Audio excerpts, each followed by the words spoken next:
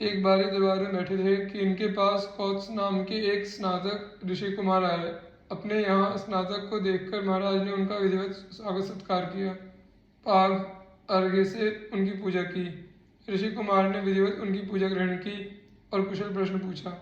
थोड़ी देर के अनंतर ऋषि कुमार चलने लगे तो महाराज ने कहा, ब्राह्मण आप कैसे पधारे और बिना कुछ अपना अभिप्राय बताए आप लौटे क्यों जा रहे हैं।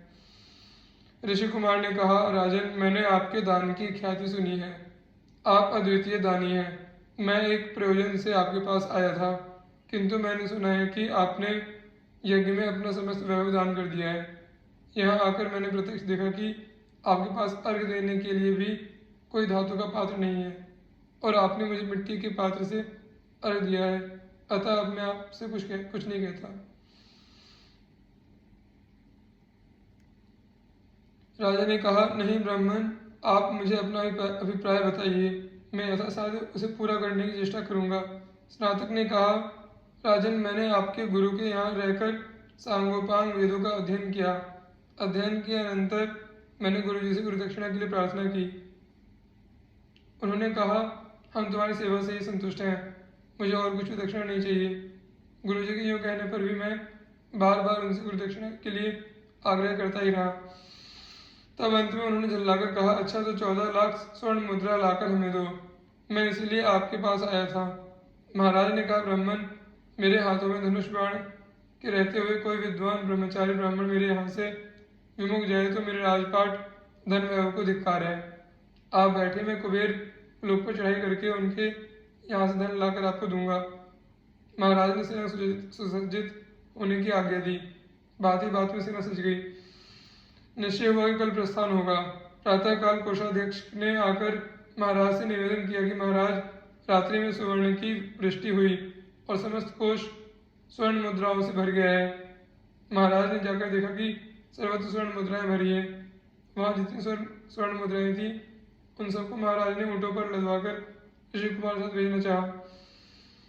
ऋषि कुमार ने देखा कि ये मुद्राएं तो नियत संख्या से बहुत अधिक हैं। तब उन्होंने राजा से कहा, महाराज मुझे तो केवल 14 लाख चाहिए।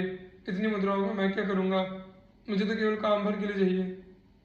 महाराज ने कहा, ब्राह्मण ये सब आपके ही निमित्त आई हैं, आप ही इन सब के अधिकारी हैं। आपको ये सब मुद्राएं लेनी ही होंगी। आपके निमित्त आए हुए द्रव्य को भला मैं कैसे रख सकता हूँ। ऋषि कुमार ने बहुत मना किया, किंतु महाराज मानते ही नहीं थे। अंत में ऋषि को जितनी आवश्यकता थी वे उतना ही द्रव्य लेकर अपने गुरु के यहाँ चले गए। शेष धन बचा वह सब ब्राह्मणों को लौटा दिया गया। ऐसा दाता पृथ्वी पर कौन होगा जो इस प्रकार याचकों की मनोरथ पूर्ण करे। अंत में महाराज अपने पुत्र अज को राज्य देकर तपस्या करने वन में चले गए। अज के पुत्र महाराज दशरथ हुए, जिन्हें साक्षात परब्रह्म परमात्मा श्री रामचंद्र के पिता होने का सौभाग्य प्राप्त हुआ।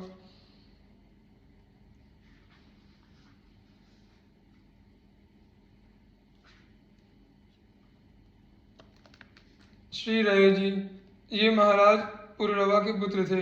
इनकी माता उर्वशी नाम की अप्सरा थी। इनके जय, विजय, आयु, श्रुतायु एवं सत्यायु ये 5 भाई और थे।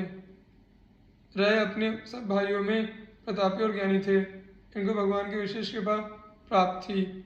श्री रय जी परम भागवत थे और भगवान के श्री चरण कमलों में मन लगाकर माया से पार हो गए। राजर्षि गया महाराज भरत के वंश में उत्पन्न हुए थे। इनके पिता का नाम नक्त और माता का नाम द्रुति था। महाराज गय की पत्नी का नाम गयंती था, जिससे उन्हें चित्ररथ, सुगति और अवरोधन नामक 3 पुत्र प्राप्त हुए। उदार कीर्ति राजर्षि प्रवर गय साक्षात भगवान विष्णु के अंश माने जाते थे। महाराज गय प्रजापालन, शासन और यज्ञानुष्ठान आदि सभी कर्म निष्काम भाव से केवल भगवत प्रीत्यर्थ करते थे। वे सदा ब्रह्मवेत्ता महापुरुषों की चरण सेवा किया करते थे। इन सब के फलस्वरूप उन्हें भक्ति योग की प्राप्ति हुई। वायु पुराण में गया महात्म्य के संदर्भ में एक अन्य विष्णु भक्त असुर गय की कथा आती है, जो इस प्रकार है। गया अद्भुत असुर था। असुर वंश में उत्पन्न होने पर भी उसमें आसुर भाव का लेश भी नहीं था। स्वभाव से अत्यंत शांत और भगवान नारायण का परम भक्त था वह। एक पैर पर खड़े होकर कई सहस्त्र वर्ष पर्यंत गहन निर्जल निराहार स्थिर रहकर भगवान नारायण का ध्यान करता रहा। उसके तेज से सभी देवता सूर्य चंद्र अग्नि भी क्षीयत हो गए। भगवान ब्रह्मा को सृष्टि रक्षा की चिंता हुई।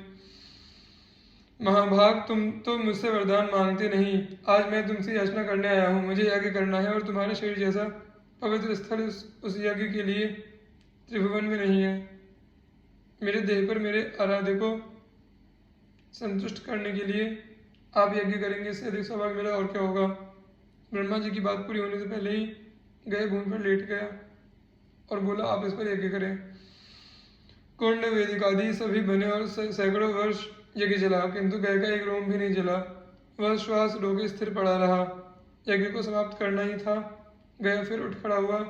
इस भय से ब्रह्मा जी ने भगवान नारायण का स्मरण किया। भगवान ने उसके विभिन्न अंगों पर देवताओं को स्थापित किया और उसके हृदय देश पर स्वयं गदा लेकर खड़े हुए। मेरे शरीर पर कहीं कोई कैसा भी पिंडदान करे, उसके पितरों को अक्षय तृप्ति प्राप्त हो, यह वरदान गया ने भगवान से मांगा। पूरा गया क्षेत्र उसके देह पर ही स्थित है।